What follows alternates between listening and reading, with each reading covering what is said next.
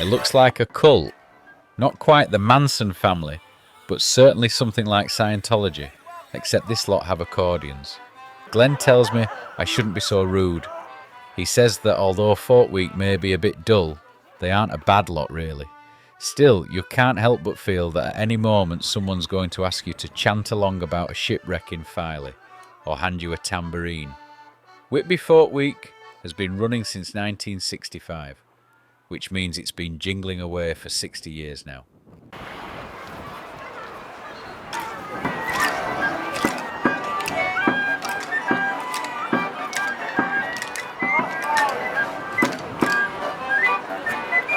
It started as a modest little gathering of people who thought traditional music and dance deserved a proper stage.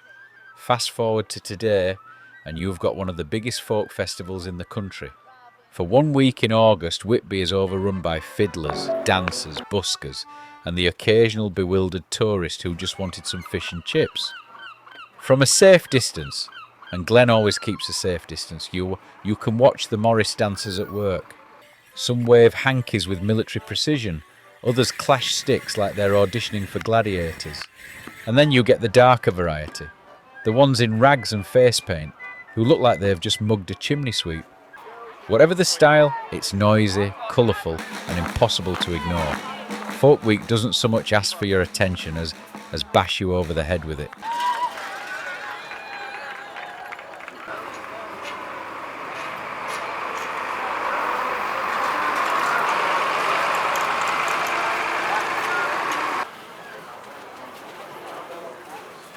That where all the faces are covered like that. You know what I mean?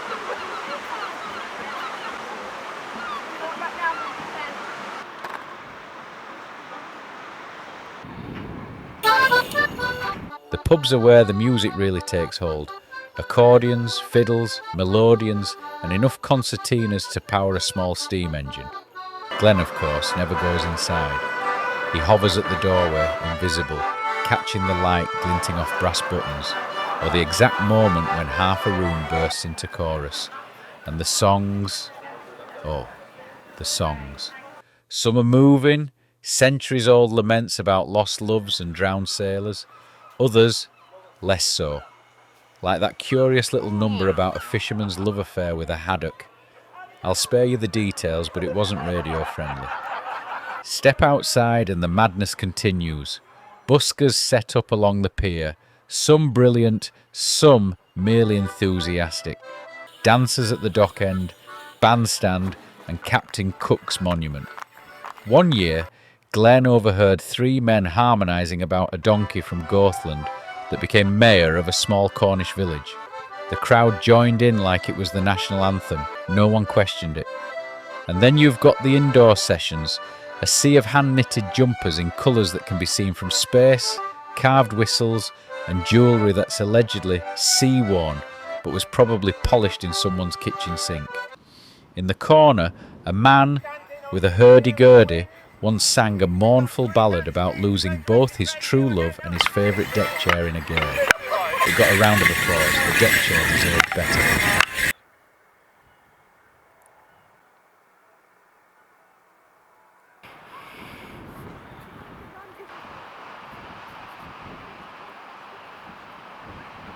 But the real Folk Week magic, if you can call it that, doesn't just belong to the main venue. Wander through the yards and streets of old Whitby town and you'll stumble into the oddest corners where songs break out like weeds. Accordions echo off stone walls, fiddles screech through alleyways, and some poor soul always seems to be halfway through a ballad no one's heard before. This is where the truly bizarre songs emerge, like the elegy for the last pint of mild served in Scarborough before decimalisation, or the heroic tale of a one-legged whaler who wrestled a seal in Bridlington Harbour, and then, of course, the crown jewel, the shanty about a gay puffin from Filey, who mid-verse toppled headlong into a bloke's pint. By the third chorus the whole street was crying with laughter, except for the poor man whose pint was never the same again. And the grand finale?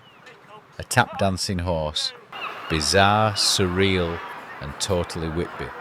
And here's the part Glenn will never admit. Watching from a distance has its magic. He captures the unguarded moments, the fiddler retuning his strings, the dancer laughing after a misstep, the busker pausing to thank a stranger. He doesn't need to join in. The lens does the work. He claims he doesn't really like Folk Week, yet he's here every year, quietly making sure it's remembered. So yes, it looks a bit like a cult. Accordions instead of hymn books, Morris sticks instead of holy water.